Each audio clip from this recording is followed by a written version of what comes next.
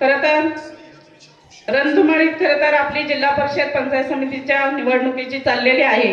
आत्ताच आमचे संजय साबळे या ठिकाणी बोलले, भाऊ आम्ही यासाठी उभं राहिलो आहोत की माझ्या महिलांचा जे मी दुःख काढलेलं आहे, मी सुद्धा दादा आपल्या बेजवाटेपर्यंत बटाटा काढण्यासाठी पायी प्रवास केलेला आहे आणि हे दुःख मी जे जाणले त्यासाठी खरं तर मी मागे वळून बघितलं आणि माझ्या महिलांचा कसा दुःख कमी होईल, थोडंसं हलकं होईल यासाठी मला खरं तर प्रयत्न करायचे आहेत। आम्हा दोघींनाही प्रयत्न करायचे आहेत, म्हणूनच आम्ही या क्षेत्रामध्ये खरं तर उतरलो।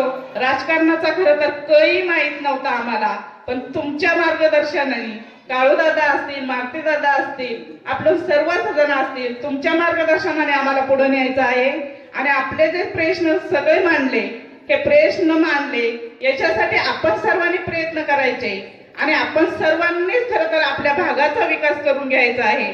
आपण जे प्रश्न मांडतील ते प्रश्न आपल्या महिलांचा, आपल्या भागाचा आपणच खरं तर विकास करून घ्यायचा आहे। आता सरपंच काकांनी या ठिकाणी त्यांच्या समस्या मांडल्या, 4 समस्या मांडल्या।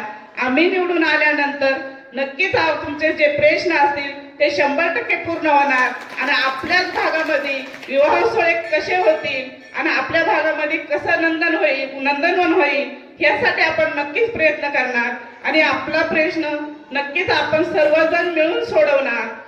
आणि खरं तर संजय भाऊ, काही उमेदवार तळेच्या वाडीच्या ह्या ठिकाणी परवाच्या दिवशी बोलले की मी सुनीता बोराडे 500 रुपये वाटणार आहे।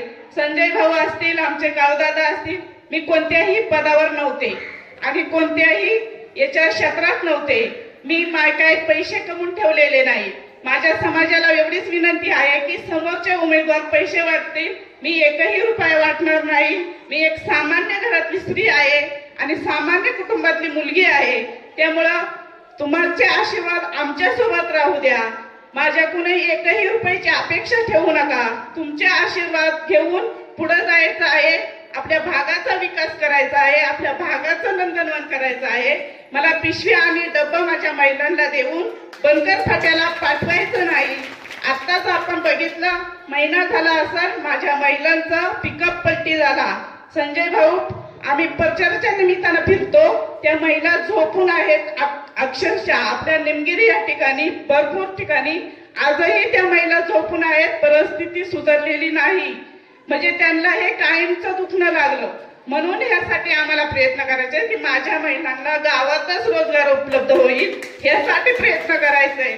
आज आपल्या मार्केश्वर या ठिकाणी आमचे मंगेश बांबळे काका असतील, आज माझ्या बांबळे ह्या वाडीमध्ये सगळ्या महिलांच्या घरोघरी नळ त्या काकांनी दिलेले आहेत। ते महिला दारात पाणी भरतात, त्यांचं काय बिल असेल तेवढेच पैसे ते काका घेतात। आज माझ्या महिलांचं जर एक शेतकरी जर माझ्या वाडीमध्ये जर काका पाणी देत असेल तर आपल्या पुढील बंधाऱ्यांसाठी आपण प्रयत्न केलं तर 10 शेतकरी मिळून एक पाईपलाईन केली तर माझ्या महिलांचा हंडा नक्कीच आपण उतरणार आहोत, यासाठी आपण प्रयत्न करायचे आणि माझ्या महिलांना कसा रोजगार उपलब्ध होईल यासाठी प्रयत्न करायचे। आणि अजून एक संजय भाऊ मला असे म्हणले का त्यांना बोलता येत नाही, त्यांनी वकील ठेवले आहेत। मला त्यांना एवढंच सांगायचंय की माझे भाऊ कोणी वकील आहेत, कोणी डॉक्टर आहेत, कोणी इंजिनियर आहेत, मी कमी बोलते पण थेट बोलते आणि थेट कामच करायचं आहे। कमवायचं तर काहीच नाही, कमवायचं असं तर माझ्या समाजासाठी करायचंय, माझ्यासाठी मला काहीच करायचं नाही। फक्त माझा समाज, माझी माणसं, माझ्या माता भगिनी कशा सुधारतील, त्यांचा कसा विकास होईल यासाठी प्रयत्न करायचे आणि तुम्ही आपण सर्वजण हा विकास करून घ्यायचा आहे, एवढंच करता या ठिकाणी सांगते। आणि अजून एक म्हणतात की आमची शेव लय गोड आहे, माझं विनंती आहे, आता ते म्हणतील शेव गोड आहे, पण आता तर शेव खाऊन लोकांना डायबिटीज झालेला आहे, त्यामुळे कुणाची शेव खायची आणि डायबिटीज होऊन घ्यायचा हे आपणच ठरवायचं आहे।